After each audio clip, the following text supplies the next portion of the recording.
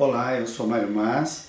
Hoje eu vou estudar o livro Renovando Atitudes, do médium Francisco do Espírito Santo Neto, pelo Espírito Hamed. E o tema vai ser Ser Feliz. Você é feliz? Vamos discutir esse assunto. Antes de mais nada, eu quero dar a definição do tema tirado da psicóloga Sonja Lyubomirsky.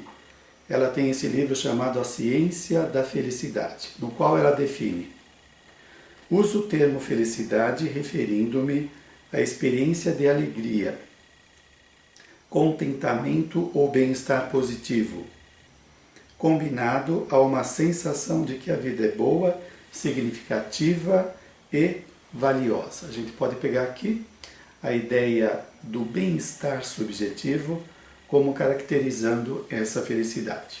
Bom, o Hamed diz o seguinte: as estradas que nos levam à felicidade fazem parte de um método gradual de crescimento íntimo.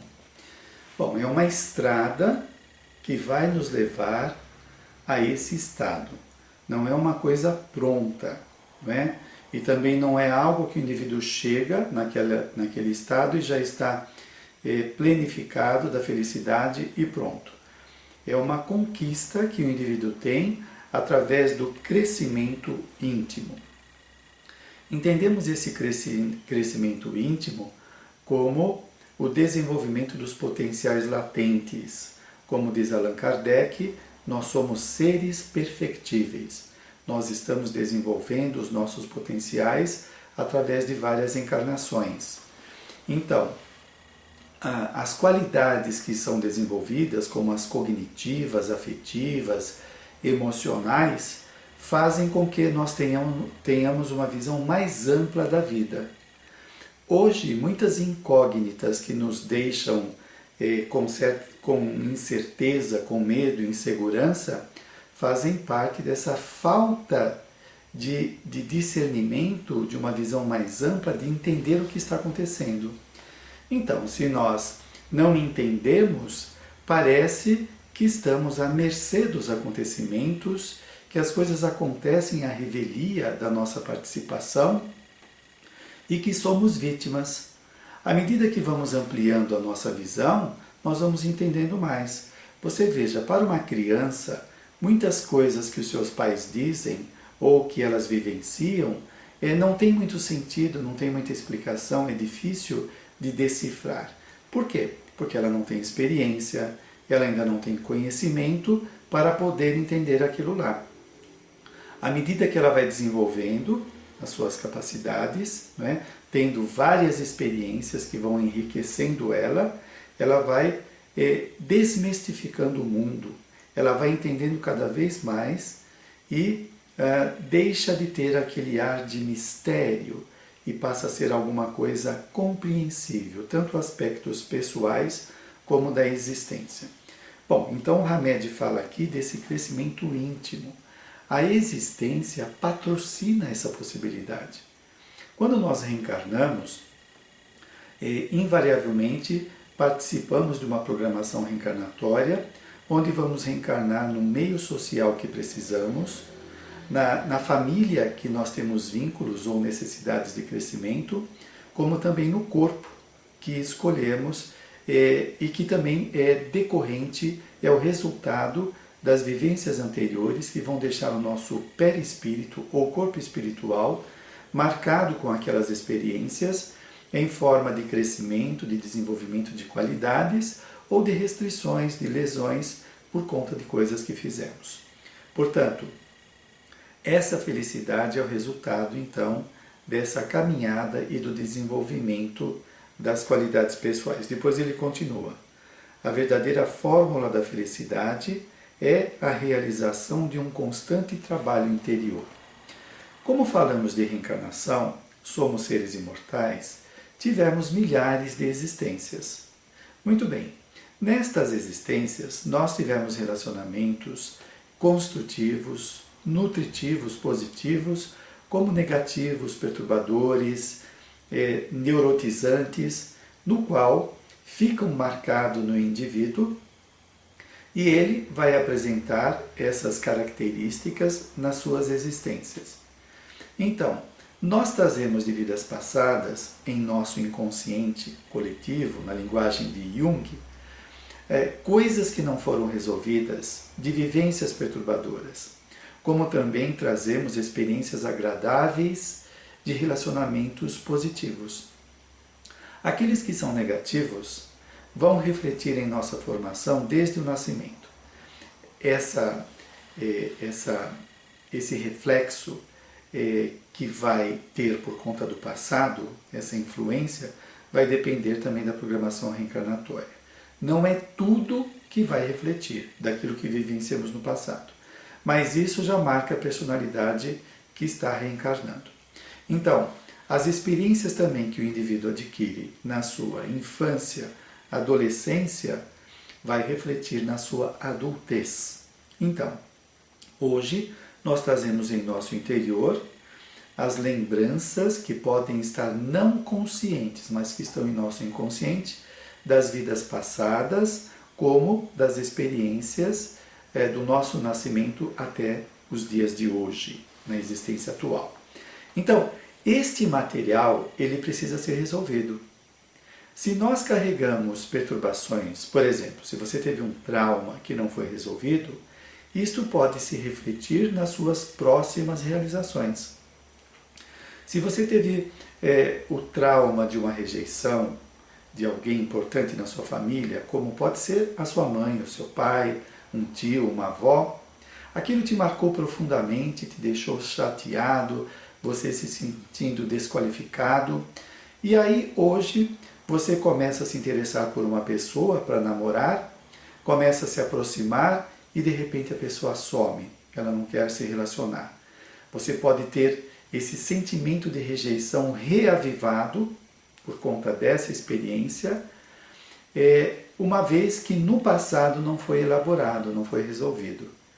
Então aquilo te marca de tal forma que você fica desconcertado e já começa a pensar em não querer mais se relacionar por conta desse trauma, dessa vivência dolorosa. Muito bem. Portanto, nós temos que equacionar estes dramas íntimos que trazemos da vida passada e da vida presente, para que possamos nos libertar e aproveitar a existência para o nosso crescimento. Algumas pessoas repetem o que fizeram em vidas passadas por causa daquelas experiências, elas ficam presas a determinados bloqueios, traumas, relacionamentos perturbadores, porque não trabalharam isso. E se apresenta na vida presente como repetição do passado. Então, à medida que nós vamos equacionando estas questões íntimas, nós vamos nos liberando e também tendo experiências significativas que vão fazendo o nosso interior melhorar. Nós vamos crescendo com isso. Então está aí o desafio. Você pode perguntar, mas como que eu sei de uma experiência do passado que hoje me atormenta, me cerceia? Por exemplo, você pode ter uma dificuldade muito grande de se relacionar com seu pai, ou com a sua mãe, ou com o seu filho. Você pode ter um sentimento inamistoso gratuito. Sem que nada motive isso, você sente uma aversão por ele ou por ela que não consegue se aproximar. Ou você pode ter uma dificuldade na área profissional que sempre você está fugindo das promoções, da possibilidade de crescer, por medo de ter uma decepção ou frustração como já teve no passado. Então, estas situações estão mostrando onde você precisa mexer. Se você tem dificuldade de se relacionar com seu filho ou com a sua mãe, começa a melhorar esse relacionamento. Começa a ver as qualidades da pessoa. Começa a ter atitudes positivas, mesmo que o seu sentimento seja de aversão. Você sabe que isso vem do passado. Começa a criar sentimentos amistosos, de simpatia, de gratidão, para que o sentimento do passado vai sendo superado.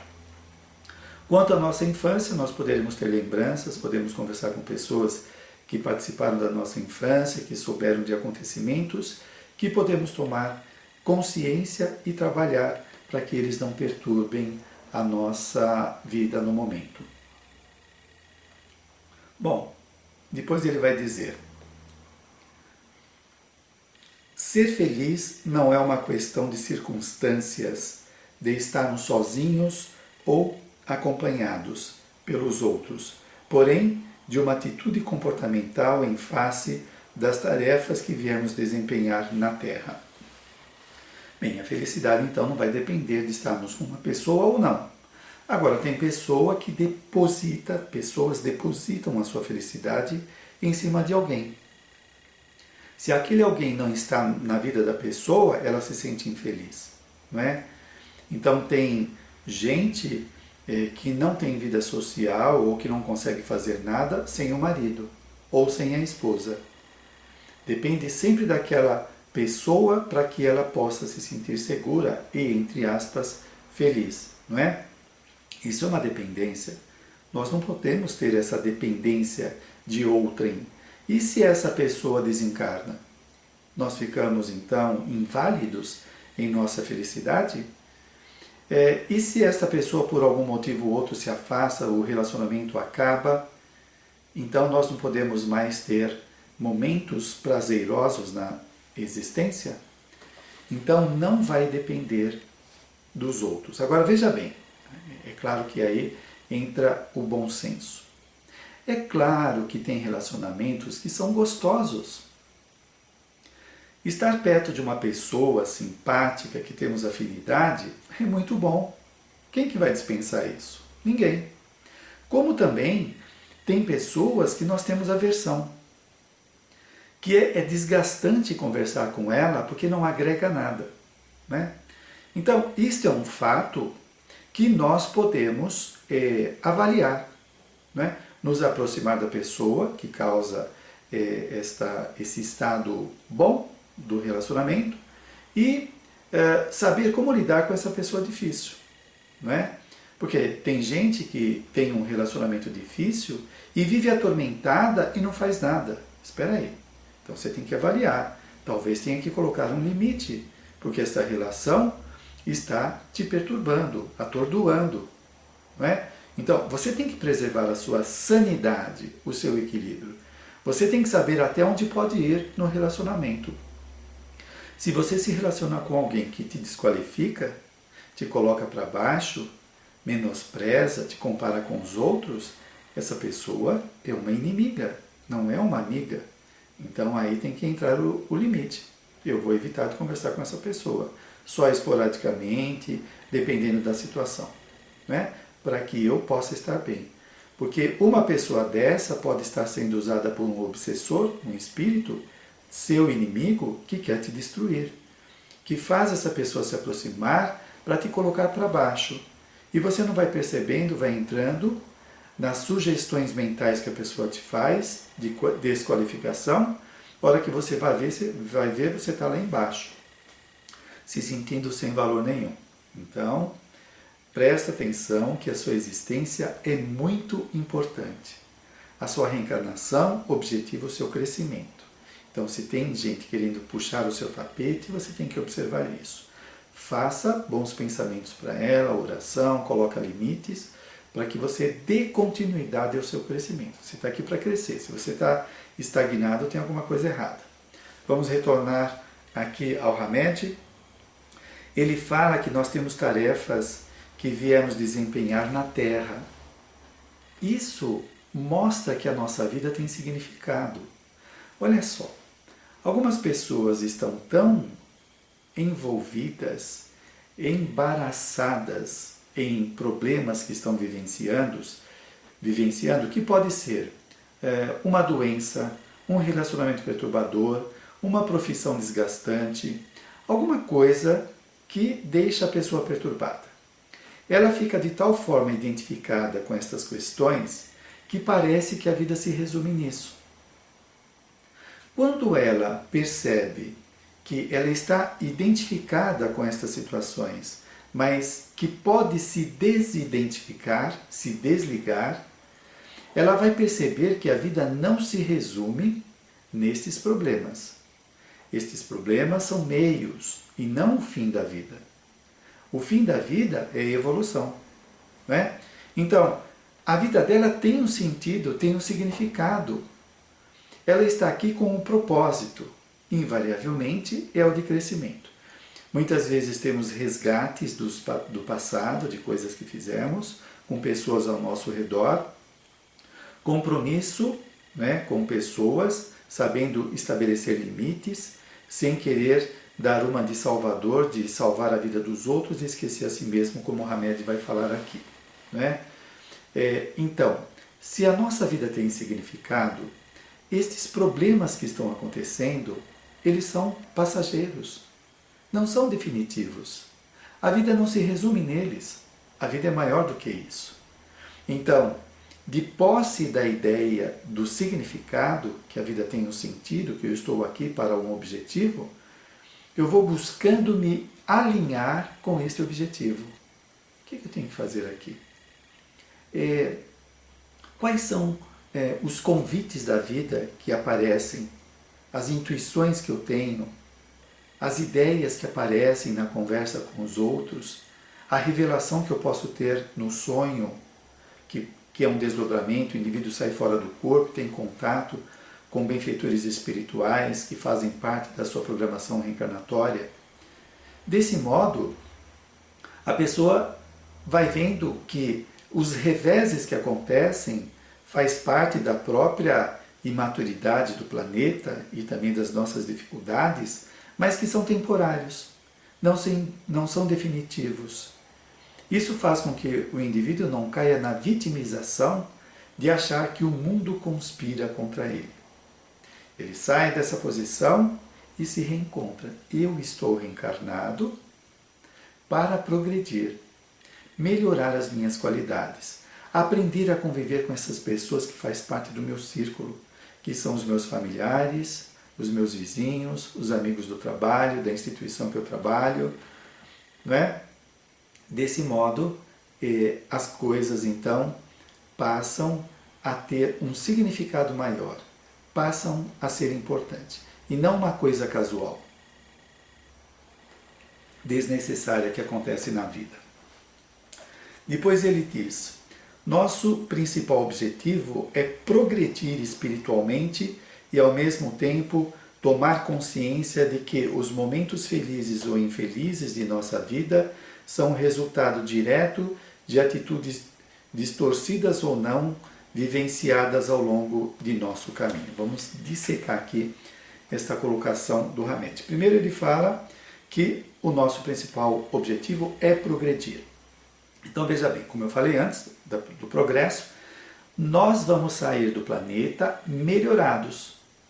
Nós entramos com determinados propósitos, trouxemos pendências para serem resolvidas, qualidades para serem desenvolvidas, vamos adquirindo conhecimento nas experiências que a vida proporciona, e isso faz então que nós progredimos, evoluímos, né?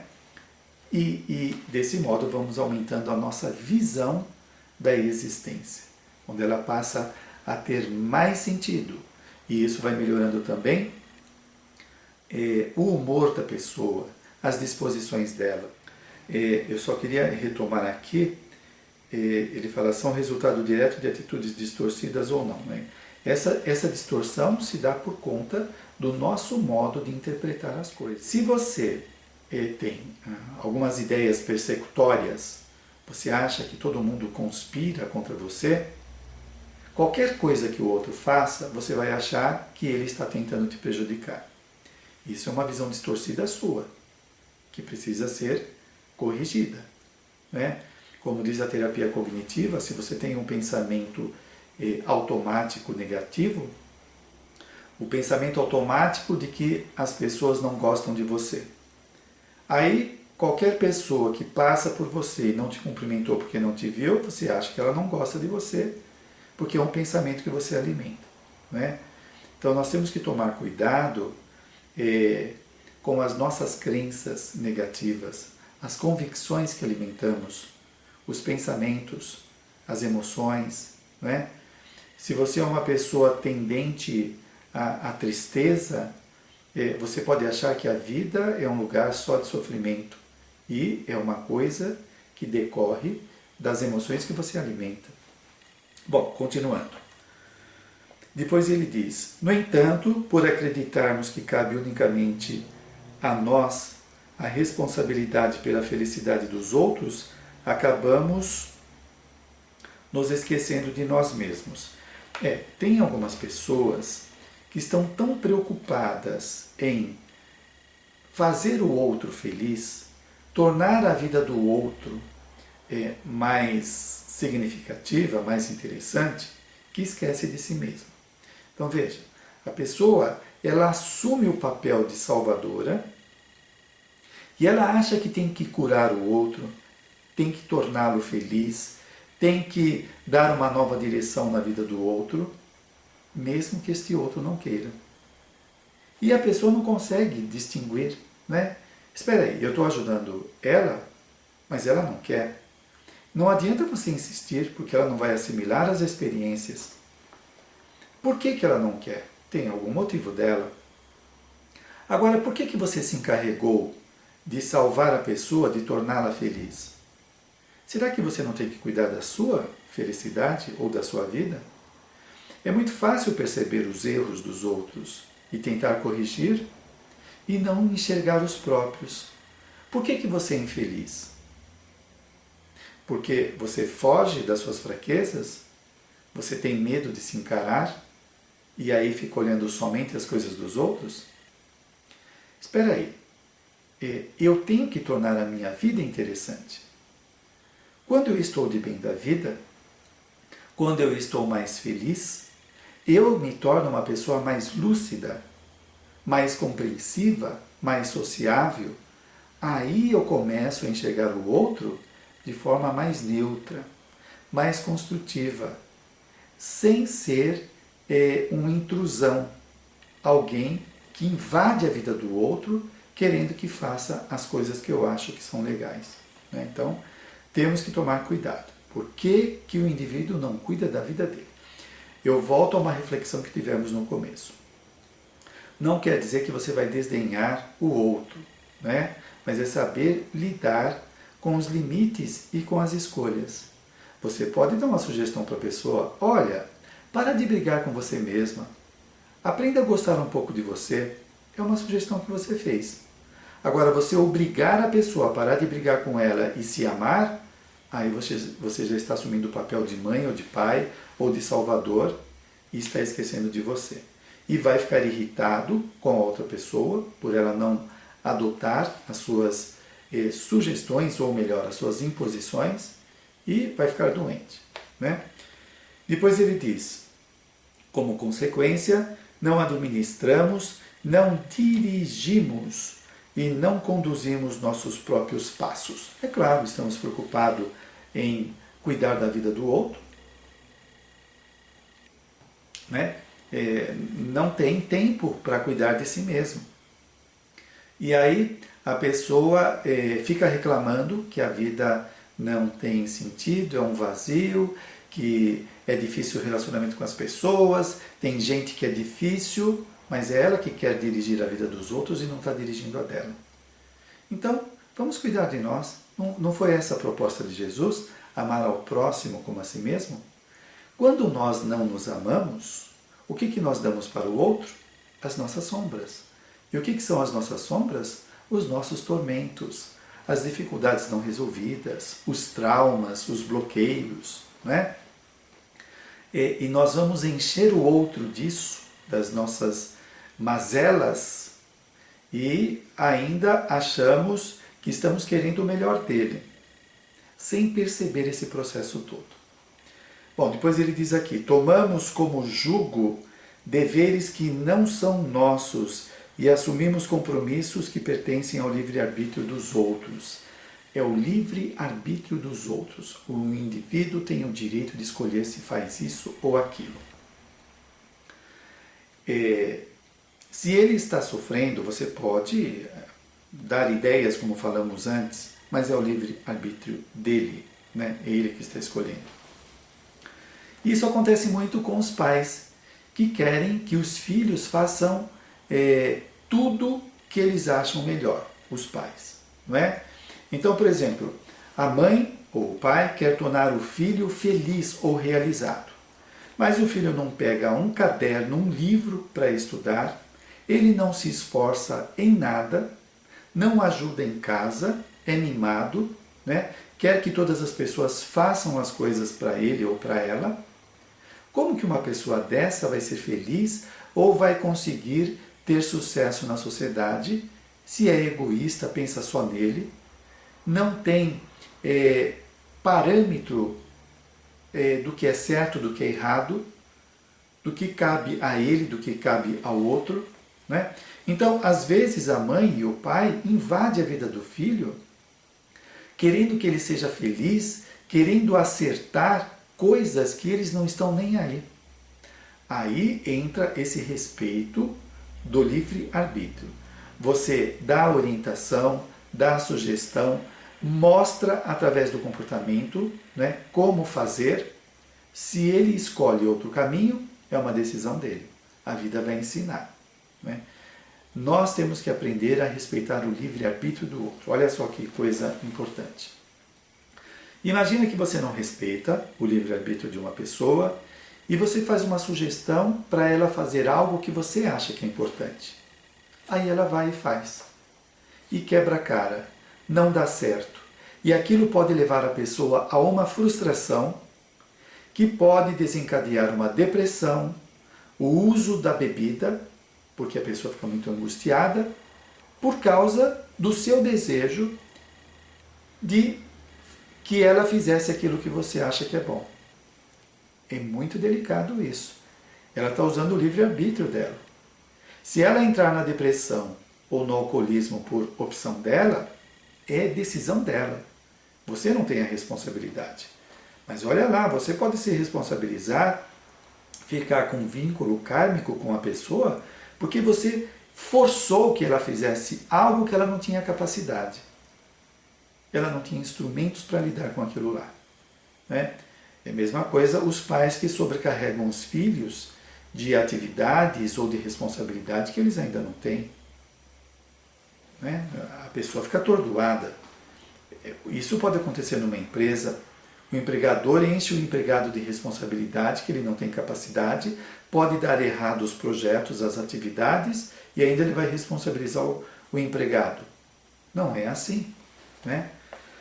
Bom, vamos continuar, que tem bastante material aqui para nós discutirmos. Estamos estudando o livro Renovando Atitudes do Hamed.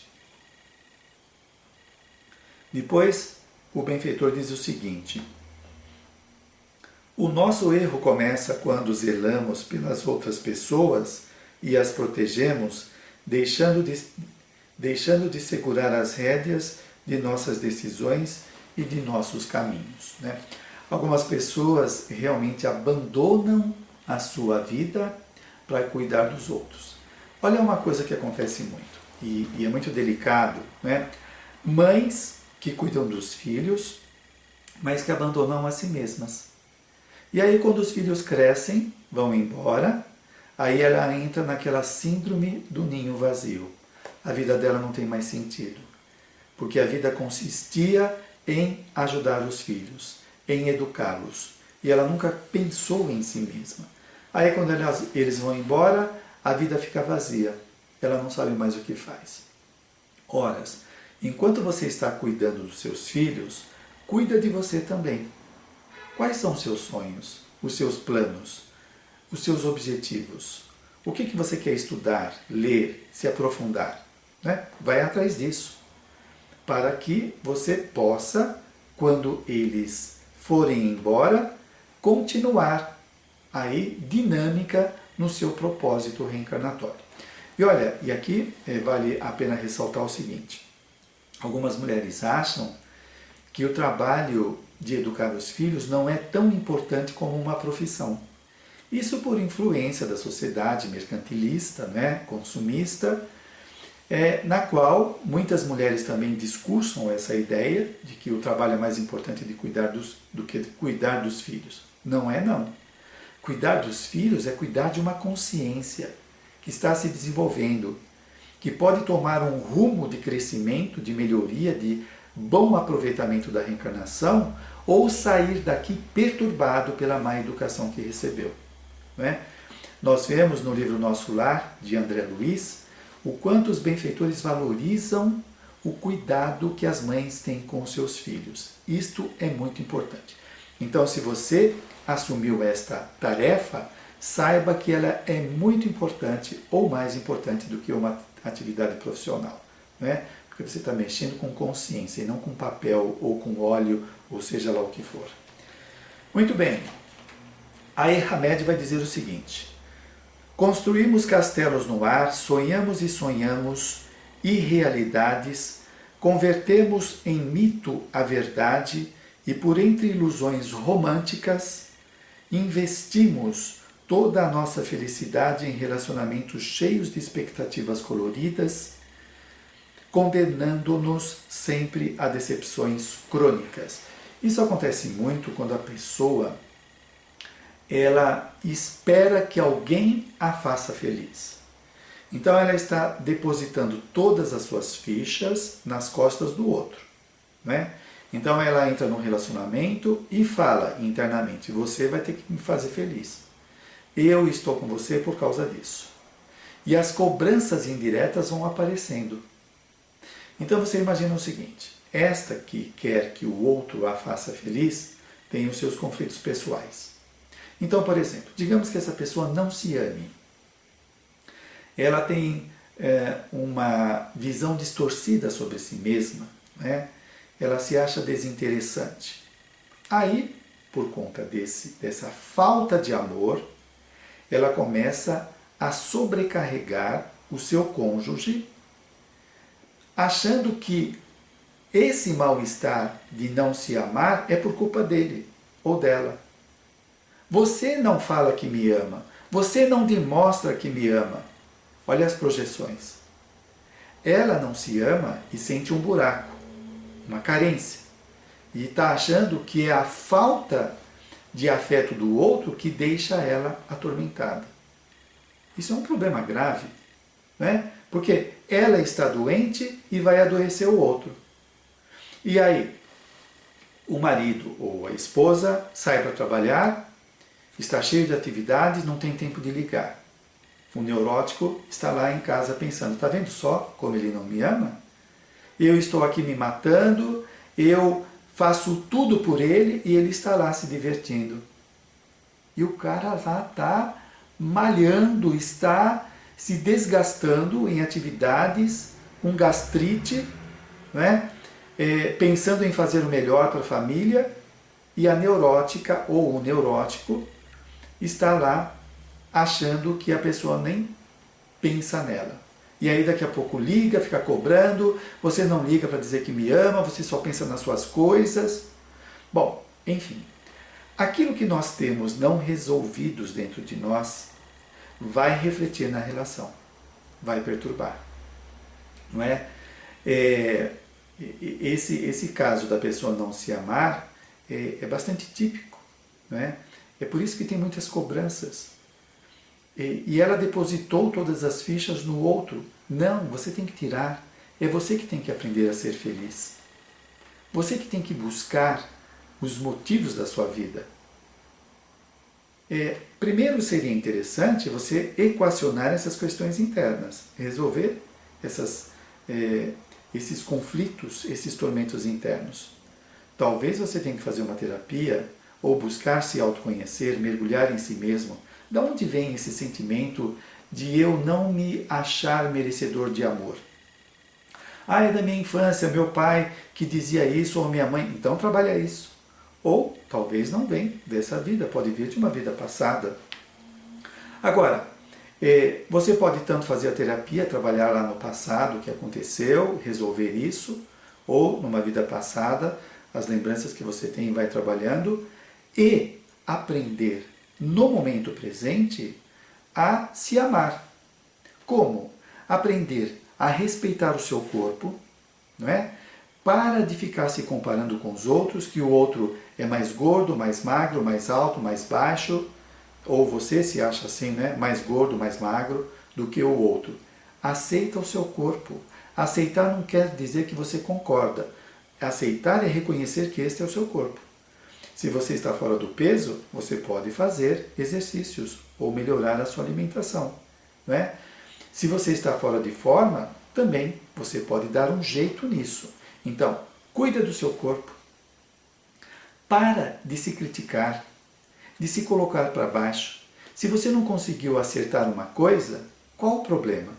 Né? Nós aprendemos através de acertos e erros. Se você não está reincidindo no erro, qual o problema? Você errou? Opa, vou tentar de novo. É natural, não é? Agora, tem pessoas que não admitem, são perfeccionistas, não pode errar, se coloca para baixo, que eu sou um burro, não adianta, eu não tenho jeito. Calma!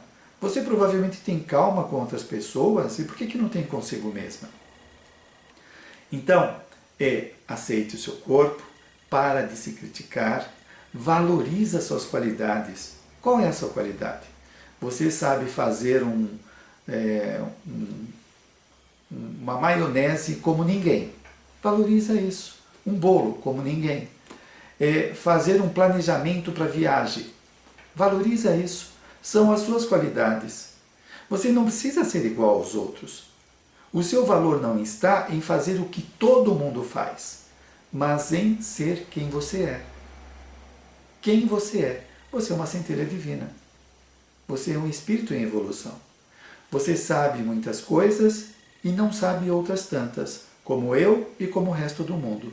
E nem por isso você deixa de ter valor. Então, valoriza as suas conquistas, as suas qualidades. Respeita as suas ideias, as suas emoções, os seus relacionamentos. Tudo o que você está fazendo, você pode melhorar. Progredindo, né? Investindo, buscando. Então, você quer melhorar a sua inteligência? Vai fazer curso, leia mais. Você quer melhorar a sua habilidade manual em alguma atividade, na culinária, em alguma outro hobby? Desenvolva, vai atrás. Você tem capacidade para isso e também os resultados vai depender do seu esforço. Pode ser que você consiga aprender uma coisa em um mês e as outras pessoas consigam em uma semana. Mas cada um tem o seu tempo, como tem um que consegue só em 6 meses. Nós não devemos ficar nos comparando, porque isso é se infernizar.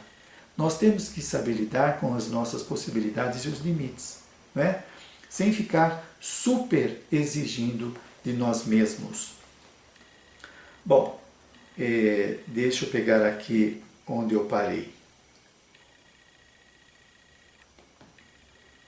Depois ele vai dizer aqui o seguinte: ninguém pode nos fazer felizes ou infelizes, somente nós mesmos é que regemos o nosso destino. Essa ideia de destino não é uma coisa pronta. Você reencarnou e está dentro de um script que você vai seguir com todo o rigor possível. Não. O destino é assim, você pode sair da vida espiritual com uma programação, e você vai trabalhar em cima disso. E o destino vai ser o resultado das suas escolhas, daquilo que você está fazendo. Não é? Não é uma coisa pronta, é uma coisa que está em construção permanentemente. Deixa eu retomar aqui. Ninguém pode nos fazer felizes ou infelizes. Somente nós mesmos é que regemos o nosso destino. É você que escolhe. É uma coisa que é muito emergente. Muitos pais querem que os filhos sigam a profissão que eles acham bom, eles pais. Você está interferindo no destino do seu filho. Ele pode ter se preparado na vida espiritual para ser advogado e você quer que ele seja engenheiro.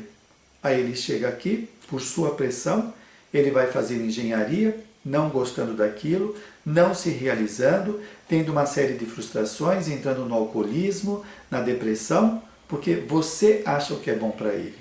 Ele é que sabe o que é bom para ele, porque ele saiu da vida espiritual com um propósito.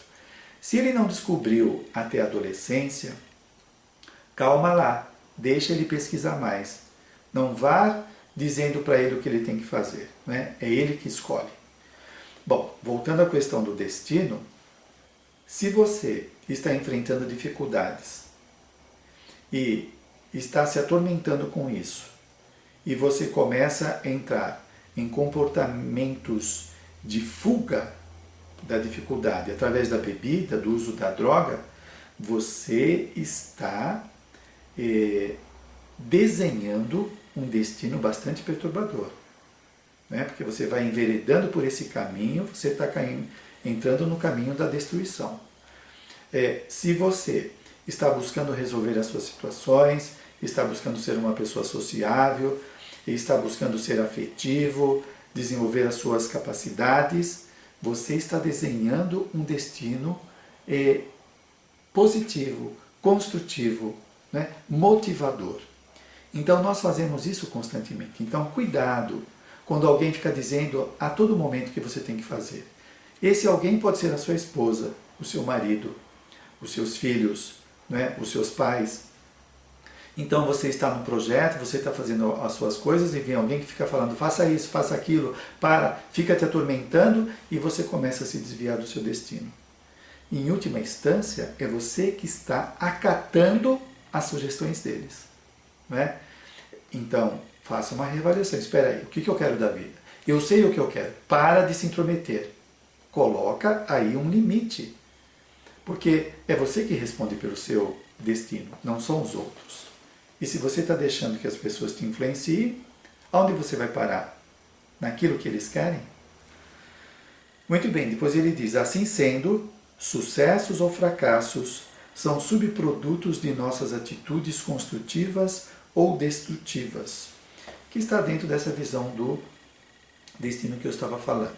As suas ações são construtivas ou destrutivas? Construtivas, estudar, fazer cursos, participar de eventos de cultura, ter bons relacionamentos, saber lidar com as pessoas. Destrutivos, qualquer vício que destrua o seu corpo, bebida, cigarro, droga, excesso de sono, excesso de dormir, né? Excesso de não dormir, o indivíduo não quer dormir, fica a noite inteira no computador, ficar pensando mal das pessoas, brigando, provocando, só vendo o lado negativo da vida. É um caminho negativo que vai trazer muitas perturbações. E não esqueça que a sua mente estando focada nestas questões, você entra em sintonia com entidades desencarnados perturbadores que vão ainda mais alimentar o seu estado doentio. Cuidado com isso. E o lado positivo faz com que você tenha sintonia tanto com encarnados como desencarnados positivos, que vêm ainda mais alimentar o seu propósito de crescimento. Bom, ainda tem mais. O Hamed diz: a destinação do ser humano é ser feliz, pois todos fomos criados para desfrutar a felicidade como efetivo patrimônio e direito natural. Bom, pensando que o Criador, Deus, ele é a fonte suprema da felicidade, do amor, as suas criaturas estão destinadas à felicidade, como diz Joana de Ângeles, né? Todos nós estamos destinados à felicidade. Ninguém escapa disso. Ninguém escapa disso. Então, veja bem. Deixa eu pegar aqui a fala do Hamed. Ele fala que isso é como um patrimônio e direito natural. Como criaturas oriundas da bondade suprema, é claro que nós estamos destinados, então, à felicidade. Nós estamos caminhando para isso. É inevitável. Né? Veja bem, os reveses, as dificuldades, as dores que nós estamos enfrentando, as turbulências que a sociedade passa, são todos temporários. Faz parte da mudança que está havendo no planeta, que está passando de provas e expiações para a regeneração. Então são mudanças naturais, que precisam ser revolvidos, as coisas que estão paradas, as ideias, os sistemas, as instituições, para que se renove. Né? Então, atrás desses óbices, supostas dificuldades, né? Ou tormentos que estão aí em nossa sociedade, está a harmonia que vai se instalando. Novos paradigmas estão aí brotando, mostrando outros caminhos da vida. Então, você vai vivenciar a felicidade. Isso é inevitável, não é? E todos nós vamos. Calma, se a sua situação está difícil, é temporária. Não esqueça que você teve milhares de existências e que hoje é a continuação. Então, algumas dificuldades, tormentos, podem ser resultado do passado, que você hoje está aprendendo a resolvê-los, e por isso que é difícil, mas são temporários.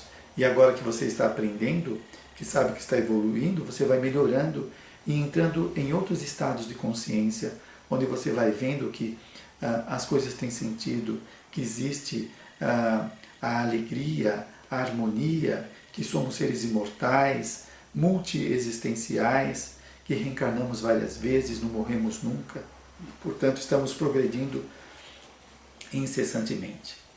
Bom, depois ele diz aqui, deixa eu pegar, o ser psicológico está fadado a uma realização de plena alegria, mas, por enquanto, a completa satisfação é de poucos, ou seja, somente daqueles que já descobriram que não é necessário compreender como os outros percebem a vida, mas sim como nós a percebemos, conscientizando-nos de que cada criatura tem uma maneira única de ser feliz. A pessoa amadurecida, ela não está preocupada como o outro pensa ou não pensa, o que ele acha ou não da felicidade. Ela está preocupada em ela aprender, né? O que ela pensa da alegria, da felicidade, do progresso. Esse estado melhorado da pessoa, esta conscientização, esta vivência, vai fazer com que ela tenha uma relação mais positiva de ajudar o outro, mas sem invasão. Depois ele diz aqui, para sentir as primeiras ondas do gosto de viver, basta aceitar que cada ser humano tem um ponto de vista que é válido conforme sua idade espiritual. A questão da idade espiritual explica tudo, né? Aliás, lá no Livro dos Espíritos tem a escala espírita, que fala dos vários graus de evolução. Quanto mais evoluído, mais a pessoa entende a vida e sabe lidar, como ele está dizendo aqui, na questão das realizações pessoais, no relacionamento com os outros. A pessoa evoluída sabe como lidar com isso. A pessoa que tem pouca experiência, que não tem muita evolução, para ela ainda ela funciona muito como base nas influências sociais, nesses scripts sociais, né? Nos padrões das regras sociais. Bom, então, essa idade espiritual é resultado das reencarnações que temos. Nós tivemos milhares de reencarnações. Em todas elas nós vamos aprendendo, nós vamos assimilando os valores culturais, raciais, sociais das várias sociedades que nós reencarnamos, tanto física, sociedade intrafísica, como sociedade extrafísica, que é a vida espiritual. Você pega hoje uma pessoa que é um sábio, que tem um domínio sobre o conhecimento, sobre as emoções. Isso é resultado de muitas experiências, de muitas vivências. Por outro lado, uma pessoa que tem uma tolerância muito pequena, que não sabe se relacionar, né? É resultado da falta de experiência. Às vezes pode ser essa dificuldade por motivos de expiação. Ela traz do passado determinadas restrições por causa do uso desordenado da sua inteligência numa vida passada. Então hoje ela vem no estado de ignorância, que pode ser uma expiação, uma prova, dependendo da situação. Bom, depois ele diz, para ser feliz basta entender que a felicidade dos outros é também a nossa felicidade, porque todos somos filhos de Deus. Estamos todos sob a proteção divina e formamos um único rebanho, do qual, conforme as afirmações evangélicas, nenhuma ovelha se perderá. Bom, somos filhos do mesmo Deus. Quando nós estamos felizes, nós irradiamos felicidade ao redor, como as pessoas também irradiam sobre nós, né? Então nós trocamos. Quando a sociedade está harmonizada, todos ganham com isso, todos melhoram com isso. Bom, eu deixo aqui para você então a sugestão de ler esse belo livro, Renovando Atitudes, do Hamed. Espero que a nossa reflexão hoje tenha sido útil, né, para nós pensarmos que a felicidade pode ser alcançada dependendo da nossa atitude diante da vida. Vamos tirar aqueles embaraços do pessimismo, da negatividade, do materialismo da nossa vida e vamos pensar que estamos aqui reencarnados para evoluir e que temos talentos a serem desenvolvidos que vão gerando bem-estar subjetivo, alegria, enfim, as nossas qualidades vão desenvolvendo, nós vamos nos sentindo cada vez melhor na vida. Muito obrigado aí a sua participação e até o próximo encontro. Até lá!